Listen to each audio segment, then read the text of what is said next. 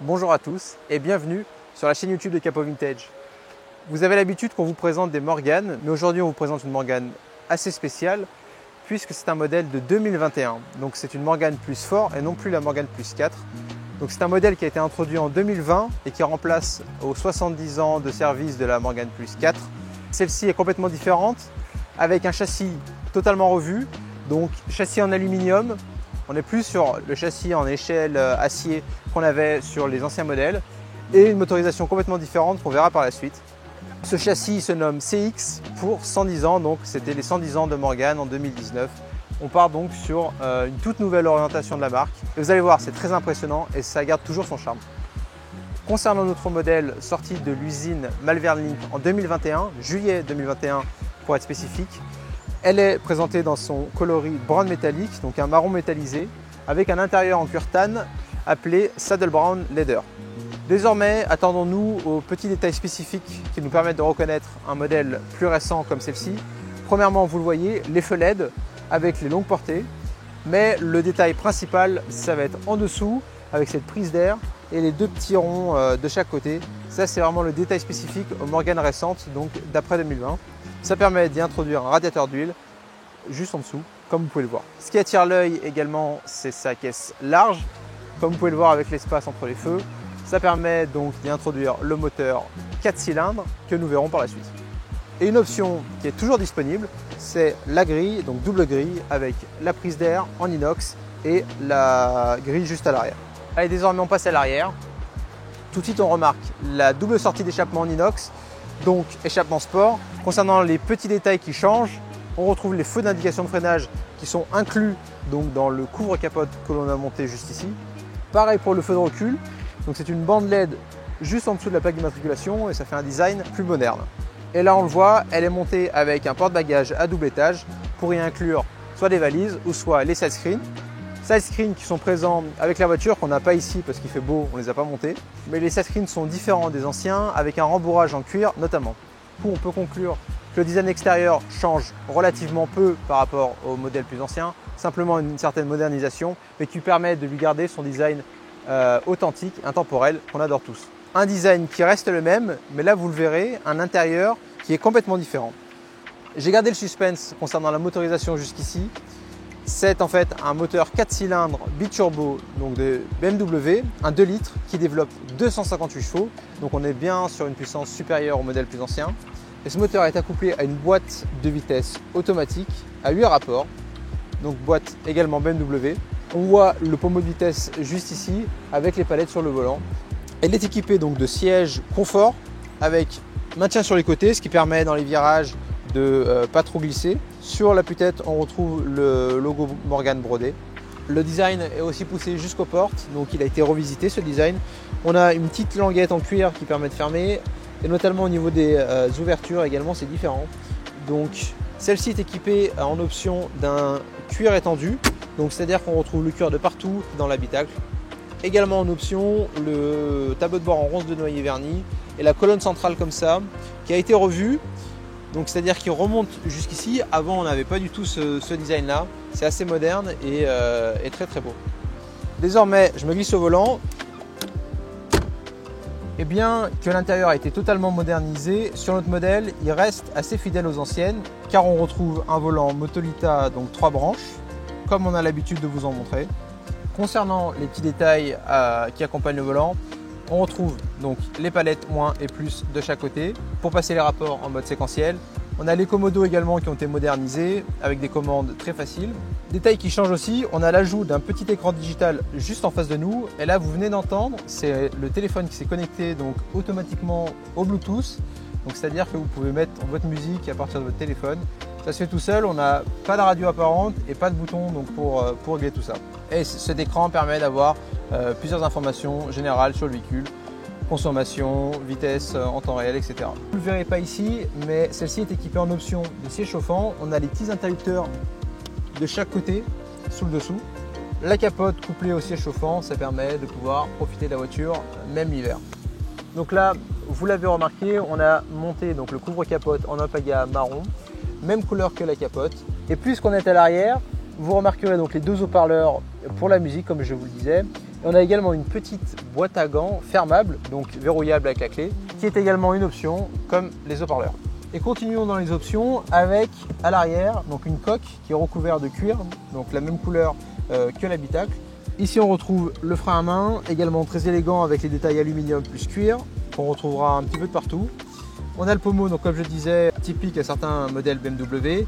Et on a également le mode Sport Plus, donc un petit bouton qui se trouve juste ici, qui permet de profiter d'une réactivité supplémentaire concernant la boîte des vitesses et aussi d'une sonorité d'échappement légèrement différente avec notamment des petits pop and bang très appréciables.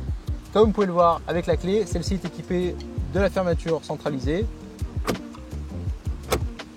Très pratique lorsqu'on sort de la voiture. Allez, désormais, procédons au démarrage de ce 4 cylindres. Contact et le bouton Start.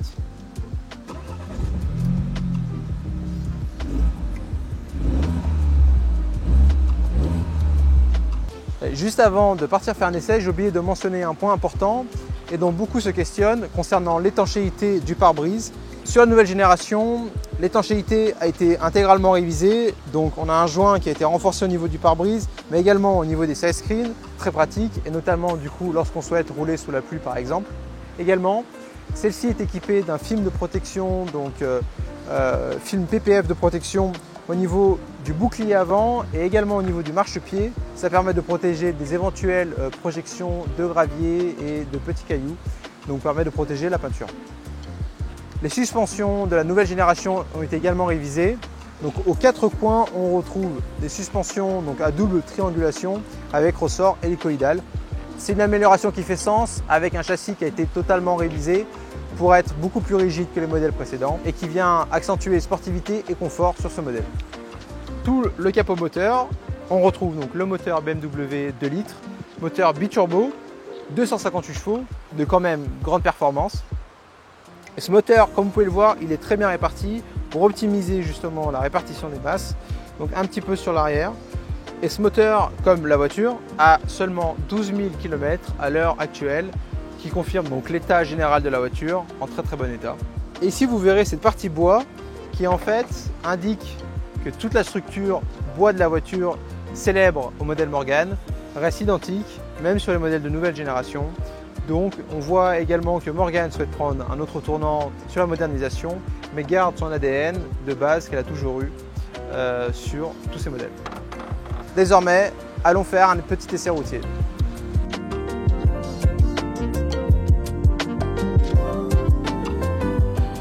Bon écoutez, on vous emmène donc dans cette Morgan Plus Fort. Donc on retrouve le fameux pommeau de vitesse de BMW. Très franchement, moi je veux le conduire avec une partie semi-manuelle puisque je vais le passer en séquentiel. Donc c'est parti avec la boîte auto.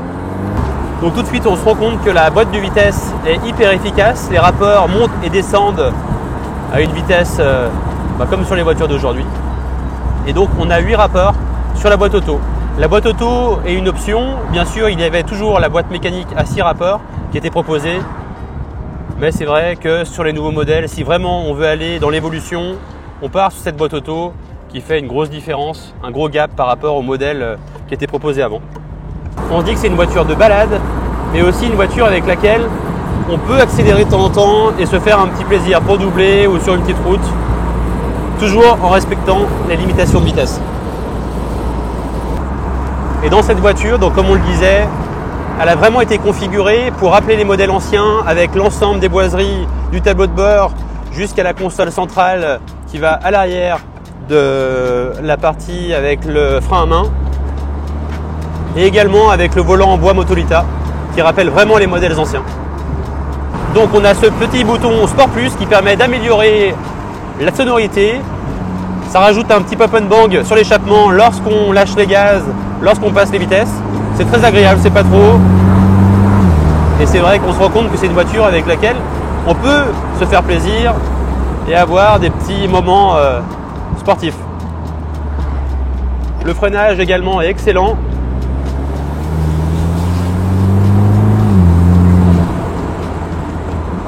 Sonorité très bonne aussi dans les tours. C'est un 4 cylindres, mais un 4 cylindres qui montre qu'il a du caractère. Surtout avec le biturbo, on entend siffler un petit peu.